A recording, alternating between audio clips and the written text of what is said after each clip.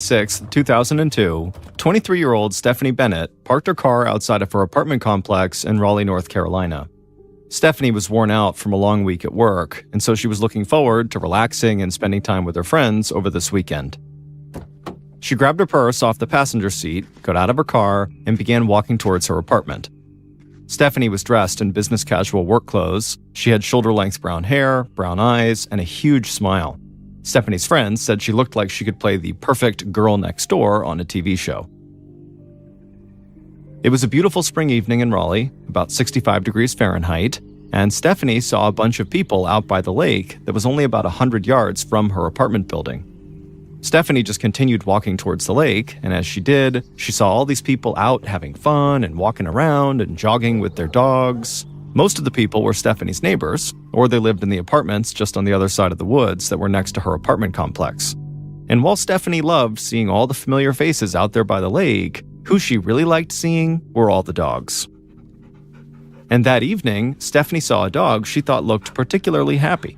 A big black and brown Rottweiler trotting in front of its owner with its tongue hanging out of its mouth.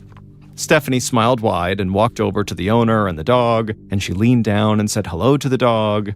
Then after that, she said hello to a couple of her neighbors who were nearby, and then finally she just turned and headed towards her first floor apartment. Stephanie stepped inside and found her two roommates waiting for her on the couch. The three women had been friends for years, and they still spent as much time together as they could, even though their lives had gotten really busy with work and with boyfriends. Stephanie told her roommates she'd be back in a couple of minutes, and then she went to her bedroom. There, she changed out of her work clothes and put on a t-shirt and jeans.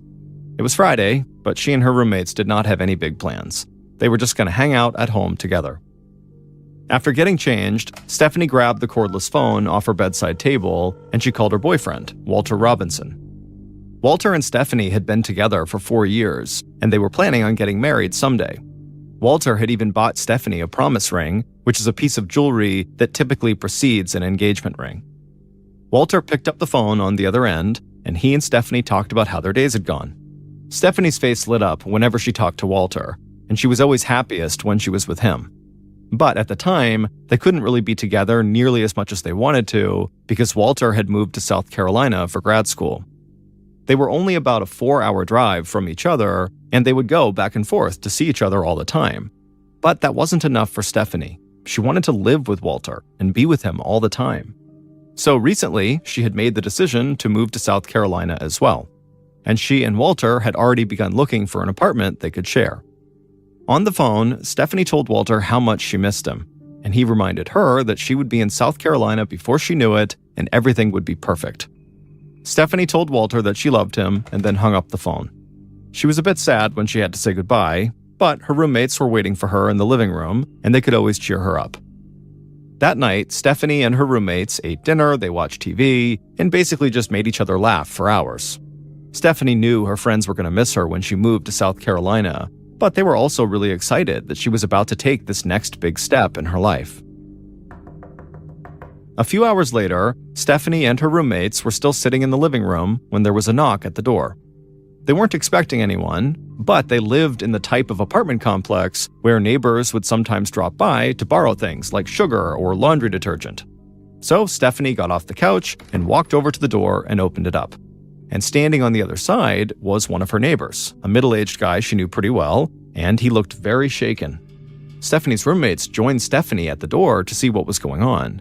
Stephanie asked the neighbor if everything was okay, and the man just shook his head and said no. He said he had been walking by outside when he saw something moving in their bushes. It was dark out, and the lights at the apartment were not very bright, so at first he thought it might just be an animal. But as he got closer, he said he saw a man in a hooded sweatshirt, and that the man's face was pressed up against Stephanie's bedroom window. When the neighbor had called out to him, this Peeping Tom had run off, so the neighbor didn't get a good look at him. When Stephanie heard this, she felt a chill run down her spine. Earlier that night, she'd been in her room taking off her work clothes, and she pictured this guy in this hooded sweatshirt just standing there watching her. The neighbor told them he had reported the incident to the apartment manager, but he said Stephanie and her roommates really needed to be extra careful to always lock their doors and keep their blinds closed. They thanked the neighbor for letting them know, and then as soon as he left, Stephanie shut and locked the door. Then the three roommates just stood there in the living room, kind of stunned by what they had just learned. They knew their apartments were not the nicest place to live or anything, but they'd always felt safe here. Now they had to worry about some pervert peeking into their windows and trying to watch them undress. A few minutes later, Stephanie went back into her bedroom.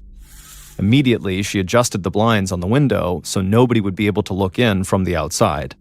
Then she thought about maybe telling her boyfriend, Walter, or her dad about what had just happened. She knew they both prided themselves on being strong Southern gentlemen who protected women, but in this case, Stephanie felt like there really wasn't anything either of them could do. The incident had already been reported, and knowing about it would just make her father and Walter angry and upset. And so Stephanie told herself everything would be fine, and in just a couple of months, she'd be long gone to South Carolina, far away from this apartment and the creep who tried to spy on her. On May 20th, 2002, so almost a month after the Peeping Tom incident, Stephanie was getting back home from work again. She got out of her car and she saw people walking around the lake like usual, but this night she didn't stop to talk to any dogs or any of her neighbors. Instead, she went straight to her apartment. The truth was, Stephanie had been feeling anxious and upset all day. The weekend before, she had gone to South Carolina to see her boyfriend, Walter, and it was the happiest she had been in weeks because they had found the perfect apartment. But when it was time for her to drive back home, Stephanie had broken down in tears and told Walter that she just wanted to stay with him. She didn't want to leave. He said he felt the same way, but he reminded her that she'd be back here for good in only a month, and that the time between now and then would fly by. Stephanie knew he was right, but she still felt like every day she spent in Raleigh was a day she wasn't as happy as she could be. And so Stephanie walked into her apartment and quickly closed and locked the door behind her, and right away she had to admit to herself that there was actually another reason she was feeling so anxious. Both of her roommates were out of town, and since she'd learned about the Peeping Tom a month earlier, she had hated being alone in this apartment. Without her roommates there, the place just felt empty. It felt too quiet. So Stephanie turned on the TV just for some background noise. Then she made herself dinner, sat down on the couch, and watched TV while she ate. At about 8 p.m., so a couple of hours after she'd gotten home, Stephanie called Walter from the living room. And they talked about all the things they were going to put in their new apartment to make it really feel like home. Talking to Walter definitely cheered Stephanie up, but she was still dreading sleeping in her apartment by herself. So after she hung up with her boyfriend, Stephanie made herself a cup of tea, which she'd always been told was good to calm the nerves. She took her tea into the bedroom, but left her bedroom door open a crack. She just wanted to make sure she could hear any noises coming from other parts of her apartment. Stephanie then put her cup of tea down on the bedside table, and then glanced over at the window to make sure the blinds were still closed. When she saw they were, she felt comfortable, so she got undressed, put on a nightgown, and climbed into bed. Then she reached over and took a sip of her tea, and then picked up a book and read for a bit. After finally feeling relaxed, Stephanie put the book down, flipped off the light, and began to fall asleep. The following afternoon, Stephanie's boyfriend, Walter, came out of one of his grad school classes and immediately began scrolling through his contact list on his phone. Walter and Stephanie talked almost every morning before she went to work and he went to class. But that morning, Stephanie had not answered her phone when he called. Walter hadn't thought much about it. There was a chance that maybe Stephanie had been getting ready for work or that she'd gone in early. But Walter had tried calling a few more times since then, and he had sent Stephanie a couple of emails, but he still hadn't heard back. Walter was getting worried. It was just weird for Stephanie not to respond to him at all. After scrolling for a minute, Walter finally found the number for one of Stephanie's roommates on his phone. Then he walked out of the building and called the friend while he headed to his car. Walter told the roommate what was going on, and the roommate said that Stephanie hadn't answered her phone when she called either, and so the roommate said that she was worried too. She told Walter she was out of town right now, but she'd call their apartment manager, and the manager could at least go by their place to just see if Stephanie was at home. Walter thanked the roommate and then tried to convince himself that everything was going to be okay. At 3:30 p.m., the apartment manager approached Stephanie's door. Stephanie's roommate had given the apartment manager permission to unlock the apartment and go inside. And so, after knocking and not getting an answer, the apartment manager pulled out a key and opened up the door and walked into the living room. And right away, nothing looked out of the ordinary. So she called out to see if anybody was home, but the place was silent. So the manager walked into the hallway that led to each of the 3 bedrooms. Stephanie's bedroom door was closed, but the door across the hall was open just a crack. So the manager walked down the hallway and looked through that crack into that room, and what she saw caused her to turn and run down the hall screaming. And then once she got outside, she frantically pulled out her phone and called 911.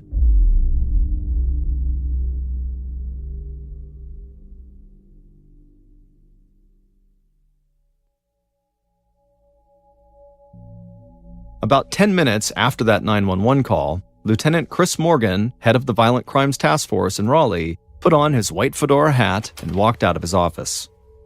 Lieutenant Morgan was a big guy, and he seemed even bigger when he spoke in his booming southern drawl. But it was really that white fedora, with its soft brim and indented crown, that made people always notice him wherever he went. In truth, Morgan had begun wearing the hat when he was a young investigator because he liked how it looked. It was a throwback to lawmen from an earlier time. But Morgan had proven to be a highly skilled detective, and the more crimes he solved, the more attached he became to this white hat. Over time, Morgan had started to see the hat as some kind of a magical charm that helped him close case after case. A little before 4 p.m., Morgan arrived at Stephanie's apartment. Other officers and crime scene analysts were already hard at work. One of the officers greeted the lieutenant and then quickly ushered him down the hallway to one of the bedrooms. Morgan stepped inside the bedroom and looked down at the floor. Right away, he took up his fedora and stood there respectfully for a full minute, not moving or talking. Everyone who worked with Morgan knew that his big outward persona was actually just a small part of who he was. Inside, Morgan was a highly empathetic person, and it was his empathy that really made him such a great cop. He had worked violent crimes for years, but he still felt heartbroken every time he saw a victim. Violent crimes were an attack on his community and a robbery of everything the victim would have experienced in their life. After his moment of silence was over, Morgan put his hat back on and crouched down to the floor. He was looking at one of the most gruesome crime scenes he'd ever witnessed. The young woman lying there had already been identified as Stephanie Bennett, and Stephanie was lying on her back, naked, with her arms and legs stretched out to the sides. There were ligature marks on her wrists and ankles from where she had clearly been tied up. There was a dark purple mark around her neck, and there was a pair of blue women's underwear stuffed inside of her mouth. Lieutenant Morgan was sure the mark on Stephanie's neck meant she had been strangled to death, but Morgan just couldn't get over how pronounced that mark on her neck was. Whoever had done this to Stephanie had inflicted as much pain on her as they possibly could. Then Lieutenant Morgan called over one of the crime scene analysts. He wanted confirmation of something he already knew to be true. He told the analyst he believed there were clear signs of sexual assault, and the analyst agreed. Morgan stood up. He felt angry and sick, but he knew that in the case of sexual assault, there would be DNA samples from the attacker on the victim's body, and that was evidence Morgan could use to catch the person who did this. Looking around the room, Morgan saw that the window was closed, but the window screen had been removed. He thought there was a chance that that window was how the killer had entered the apartment. But Morgan also noticed several photos on the wall in this room that were of a young woman who was not Stephanie, so he assumed that this was actually not Stephanie's bedroom. So Lieutenant Morgan walked to the bedroom across the hall, and right away he saw pictures of Stephanie and her friends and family in there, so he knew this was her room. And so for some reason, the killer had carried out their attack on Stephanie in her roommate's bedroom. Morgan thought, perhaps the killer just wanted to stay close to their exit route, which would be through the roommate's window. Morgan walked around Stephanie's bedroom, and the way it was decorated really hit him hard. There were stuffed animals on the bed and Harry Potter books on the shelves. All he could think was that Stephanie was barely older than a kid, and some horrible person had crept in here and taken everything from her. Morgan also started thinking about all the apartment complexes near the lake. They were home to a lot of other young women like Stephanie, so Morgan really had to act fast to make sure this did not happen to anyone else. At 9 a.m. the following morning, Lieutenant Morgan and his investigative team were back at Stephanie's apartment complex. They had only wrapped up their initial search a few hours earlier, so most of them had barely slept. but nobody would know that from looking at Morgan. He was full of energy when he walked around the complex to meet up with Stephanie's neighbors. He wanted to know if anybody had seen or heard something on the night of the murder. But nobody had noticed anything strange. In fact, it had been so quiet that the neighbors who shared a wall with Stephanie's bedroom said they hadn't heard any noise at all. Morgan had his team collect information on everybody they could find at the apartment complex. But because of the nature of the crime, the sexual assault and very violent murder, he figured they were looking for a man. Normally, Morgan's first suspect would have been Stephanie's boyfriend, Walter, because in the United States, almost 35% of female murder victims are killed by an intimate partner. But the night before, Morgan had contacted Walter in South Carolina, and the young man had completely broken down on the phone when he heard about what happened to his girlfriend.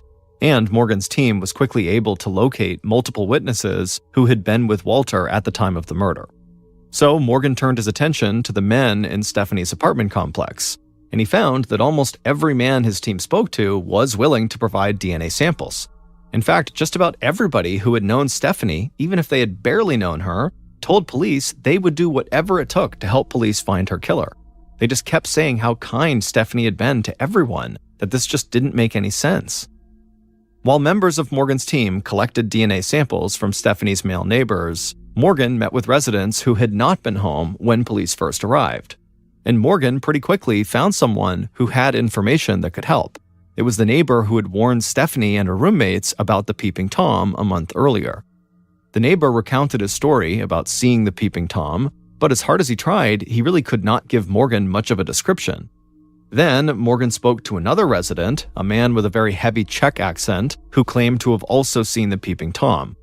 But, just like Stephanie's neighbor, the guy with the heavy Czech accent really did not get a good look at him. He just said the guy at Stephanie's window appeared to be white, so Caucasian, he was pretty big, and he appeared to have short hair.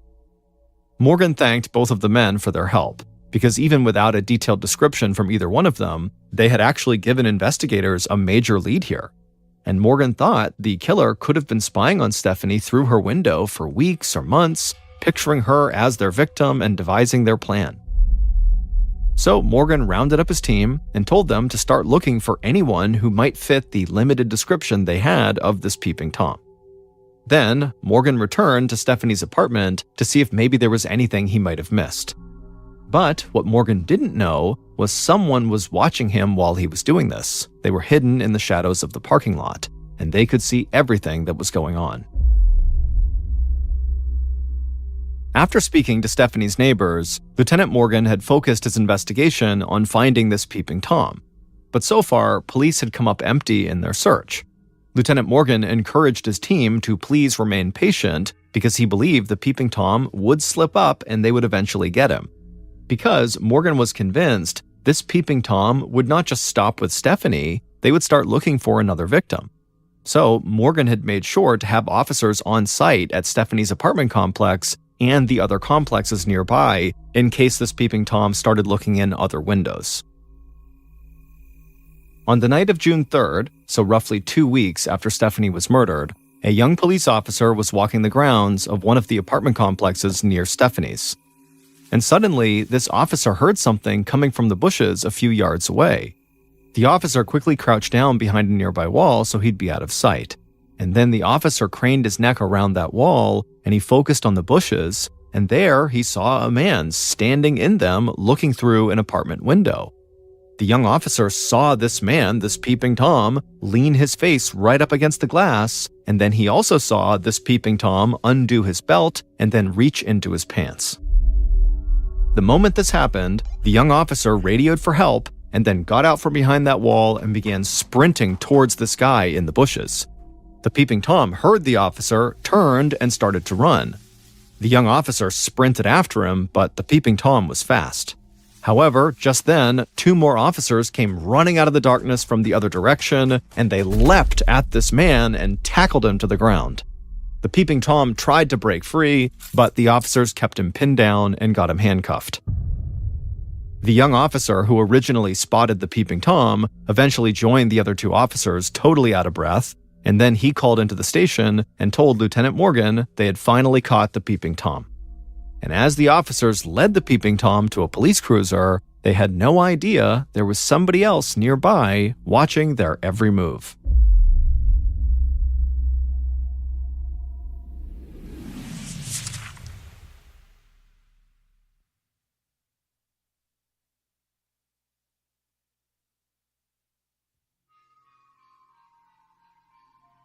Later that night, the Peeping Tom sat in an interrogation room at the police station. In the hours following his arrest, police had been able to identify him as Christopher Campen. He was 34 years old, he had short hair that matched the description police had gotten, and he had an extensive criminal record. Christopher had been arrested multiple times on misdemeanor charges for, quote, secret peeping, end quote, also stalking, and also exposing himself. And those were all acts that police considered potential gateway crimes that could eventually lead someone to commit full-blown sexual assault or even murder. So, for the first time since Stephanie had been murdered, Lieutenant Morgan thought he had a real potential suspect here. Morgan stepped into the interrogation room and sat across from Christopher. Morgan took off his white fedora hat and put it down on the table, and then greeted Christopher in his booming voice. And that voice, and Morgan's sheer size, made Christopher immediately shift in his chair uncomfortably and look down at the floor. Morgan told Christopher that police knew all about his criminal history, and they knew that earlier that night he'd been spying on a young woman while she got into the shower. Then Morgan just sat back and stared at Christopher. And as he did, Christopher remained silent and just kept shifting around in his seat. Finally, Morgan just asked him if he knew Stephanie Bennett. Christopher immediately sat up straight in his chair, and a look of fear came across his face. He told Morgan he knew who Stephanie was. Basically everybody in Raleigh did, because the case was all over the news. But he said he actually didn't know her, and he didn't have anything to do with what had happened to her. Now, there was no denying what police had caught him doing that night, looking in the woman's window, but he said that did not mean he was also a murderer. Morgan nodded, and then asked Christopher some questions about his criminal history. But the more Christopher spoke, the more Lieutenant Morgan felt like something was off here. There was no question that everybody in the police department, including Morgan, hoped they had found Stephanie's killer when they brought Christopher in. After all, he was caught red-handed being a Peeping Tom. He also roughly fit the description of the man who had been seen watching Stephanie through her window, but Morgan had made a long, successful career out of reading people, and he was right way more often than he was wrong. And listening to Christopher, he just did not think this guy could be behind the absolutely horrific crime scene he saw in Stephanie's apartment. A lot of organization and planning had gone into Stephanie's murder. Her killer had clearly been calculated and patient, and they had not left any discernible fingerprints anywhere. But the way Christopher spoke seemed completely scattered, not calm or organized at all. Morgan knew others in the investigation would not want to hear the theory that had just crossed Morgan's mind, that there might be two different Peeping Toms in the apartment complexes near the lake, and that this one they had arrested was not the right one. It was not the murdering Peeping Tom. Still, Lieutenant Morgan was a strong believer in science, so that night, police still charged Christopher with secret peeping and resisting arrest, and officers swabbed his cheeks to obtain DNA samples. Now they would have to wait to see if Christopher's DNA matched the DNA found on Stephanie's body. It only took a few days for Lieutenant Morgan to be proven right about Christopher. The DNA samples did not match those found at the crime scene. Christopher was indeed a Peeping Tom, but he was not Stephanie's killer. Morgan, by this point, had been pretty sure that this would be the outcome, but he was still disappointed. He had stayed in close contact with Stephanie's family, and he had promised them that Stephanie's killer would be found. But now he was getting concerned, because they were weeks into this investigation, and he no longer had any legitimate leads. And not long after Christopher's DNA test results came in, Morgan got more bad news from the crime lab. The DNA samples found on Stephanie's body did not match any samples in the state or national DNA databases. In short, that meant that the one major piece of evidence investigators had found had not given them any idea who killed Stephanie. So Morgan went back to square one and just started re-interviewing residents at Stephanie's apartment complex. But he didn't discover anything that gave him the break in the case they desperately needed. On top of that, there was something else that kept gnawing at Morgan. almost every man who lived in the apartments had voluntarily provided DNA samples, but there were a few men who had refused. However, without just cause, Morgan couldn't force them to submit DNA samples.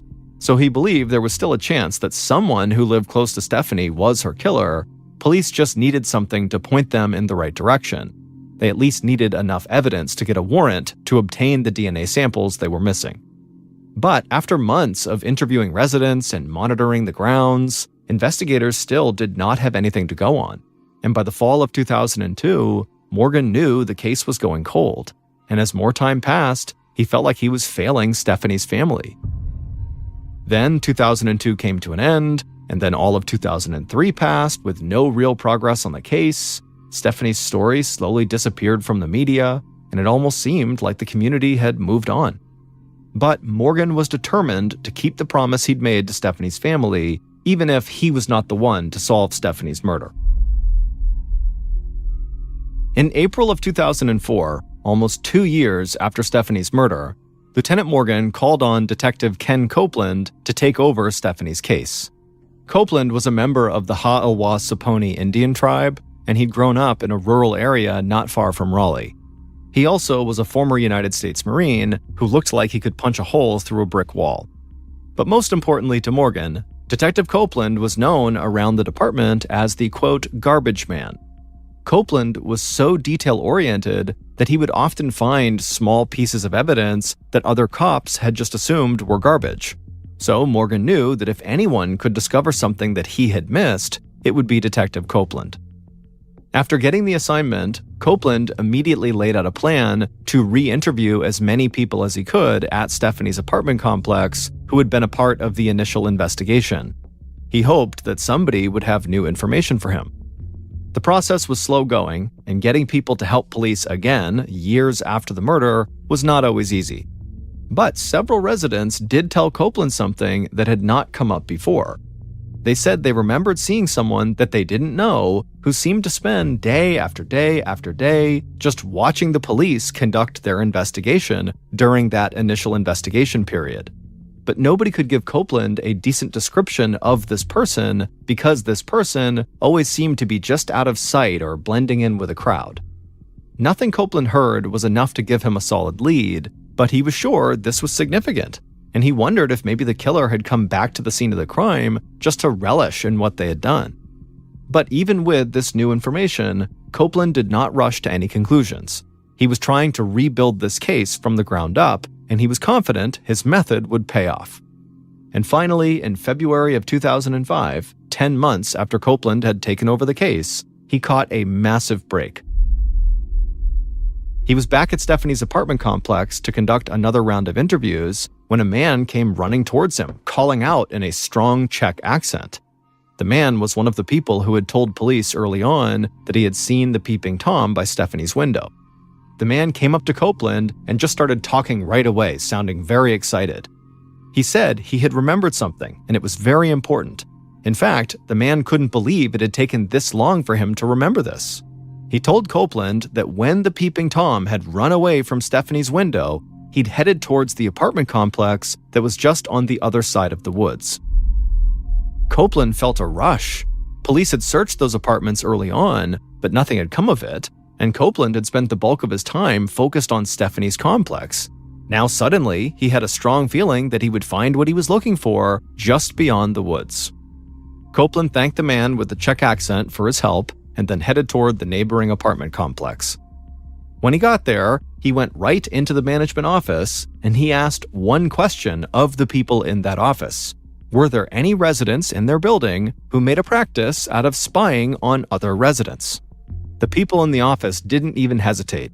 They said absolutely there was one person who did do that, and they pointed Copeland toward that person's apartment. Copeland's time as a U.S. Marine had enabled him to remain calm in even the most stressful situations. But in this moment, as he walked towards this apartment, he could feel his heart beating faster and faster. Copeland was sure that talking to whoever lived in this apartment would finally break this case wide open. Copeland finally arrived at the apartment, and after taking a deep breath, he knocked on the door. A moment later, the person who lived there answered, and they were clearly intimidated by how big Copeland was. But Copeland smiled, introduced himself, and showed his badge, and the person let him inside. Copeland didn't waste any time. He asked this person right off the bat if they knew anything about Stephanie Bennett's murder. And within minutes, Copeland knew the case had its first real suspect in years. After that meeting, Detective Copeland followed up on some of the information he had just gotten. Then he rushed back to the police station and told Lieutenant Morgan he was sure they had a lead that would finally pan out. Morgan felt a mix of relief and urgency. Detective Copeland, the garbage man, had come through just like Morgan had hoped.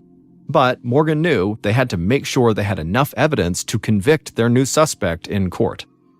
Copeland had gathered a lot of information that day, and so with Morgan's help, they were able to secure warrants that would allow police to conduct surveillance on their suspect and to obtain a DNA sample without the suspect's cooperation.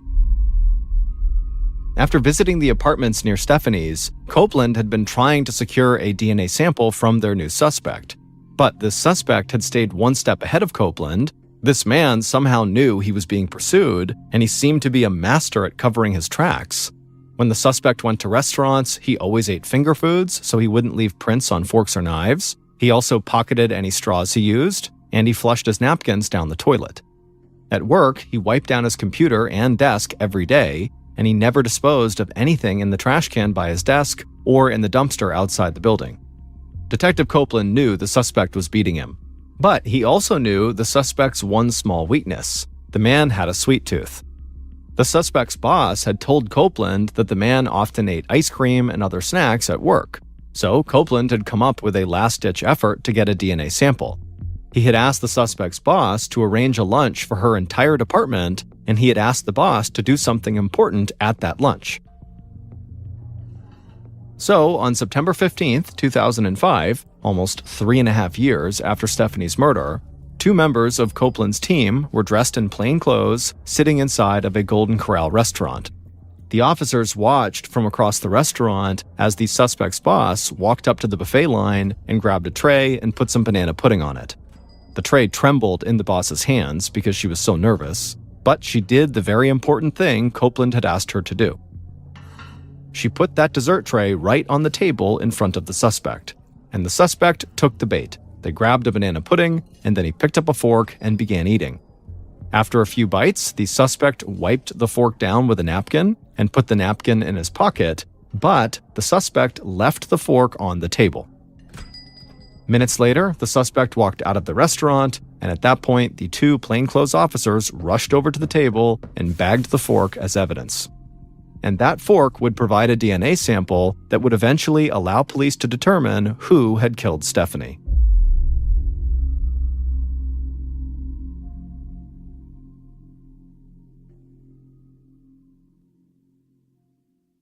Based on interviews, DNA samples, and evidence found at the crime scene, here is a reconstruction of what police believe happened to Stephanie Bennett on the night of May 20th and the early morning of May 21st in 2002.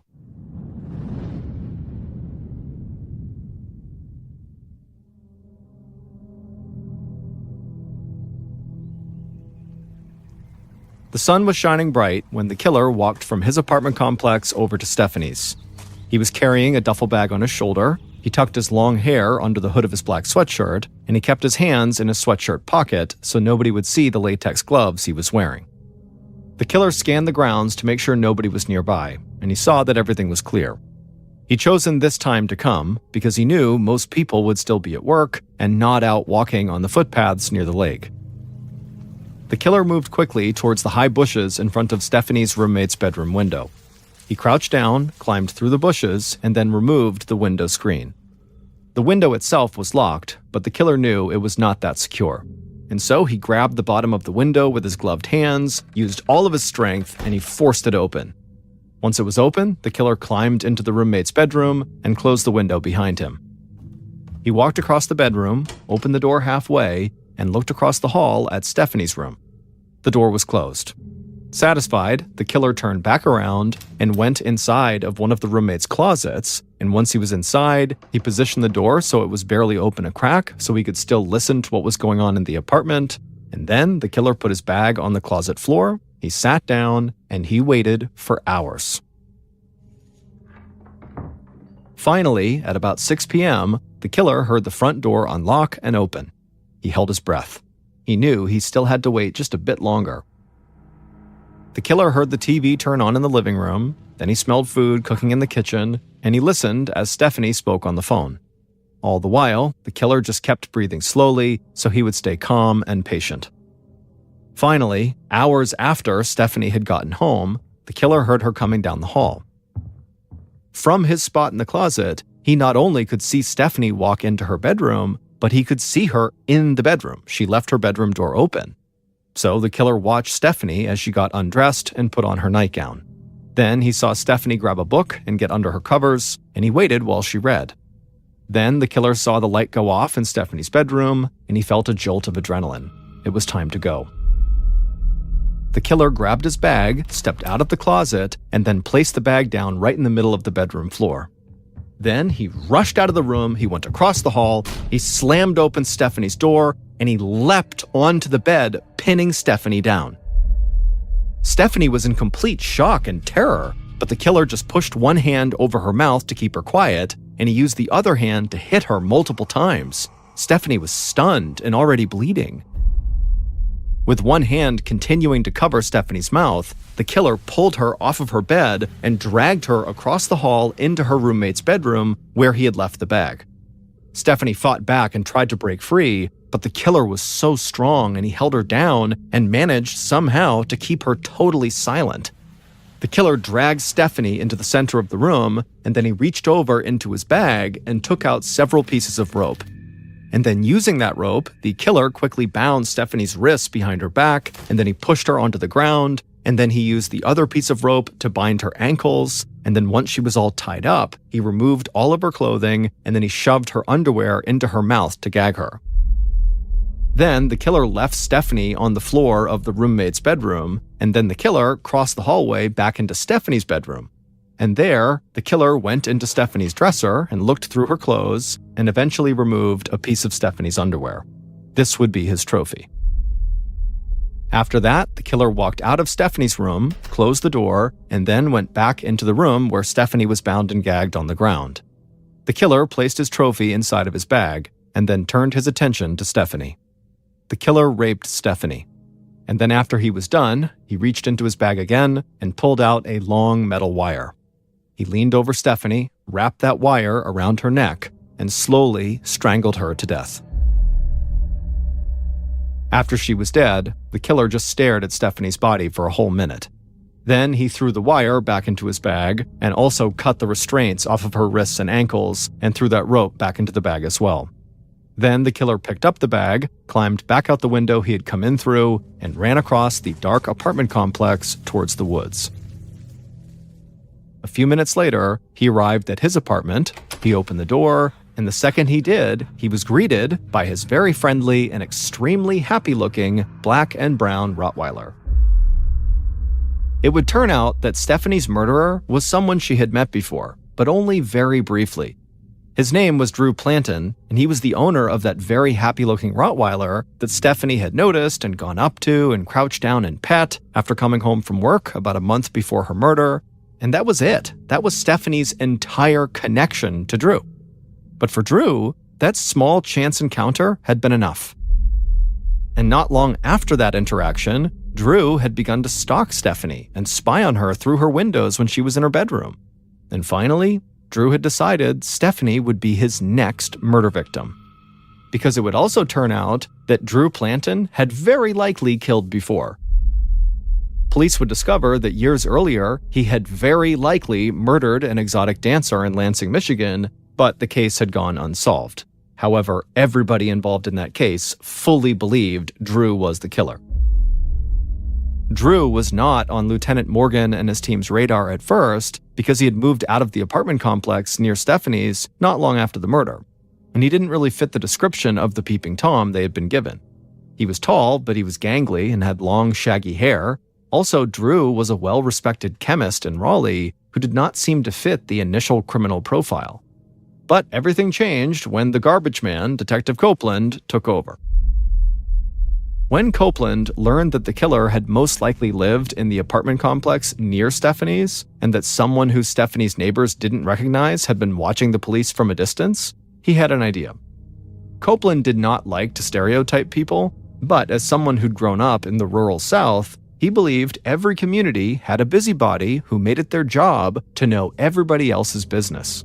So he went to the apartment complex where he believed the killer lived, and he asked the office workers which resident spent the most of their time keeping tabs on their neighbors.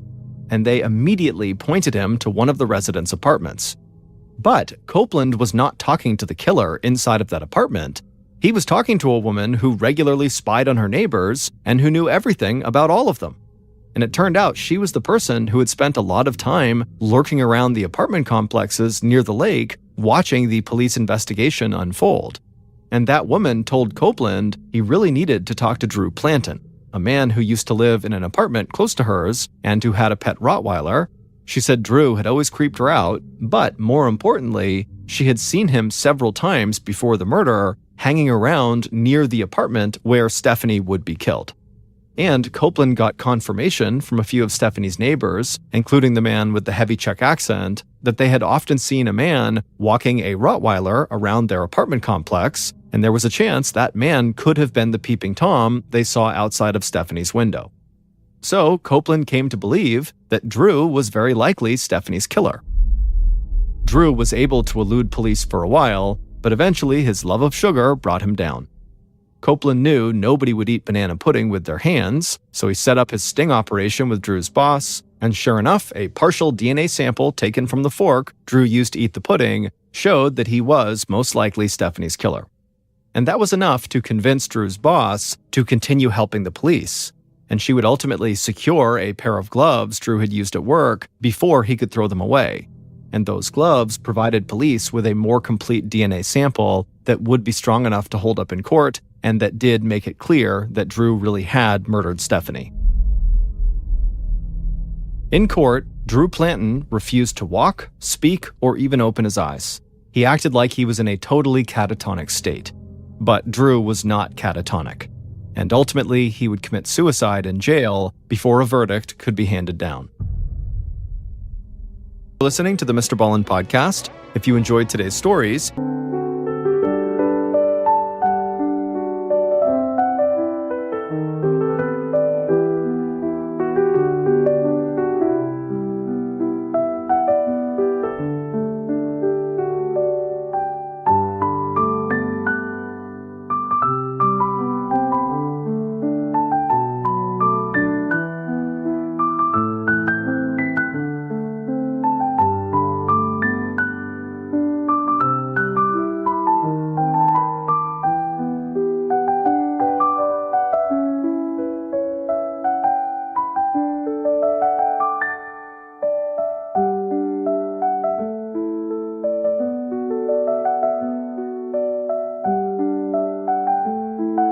and you're looking for more bone-chilling content, be sure to check out all of our studio's podcasts, Mr. Ballin's Medical Mysteries, Bedtime Stories, and Run Fool.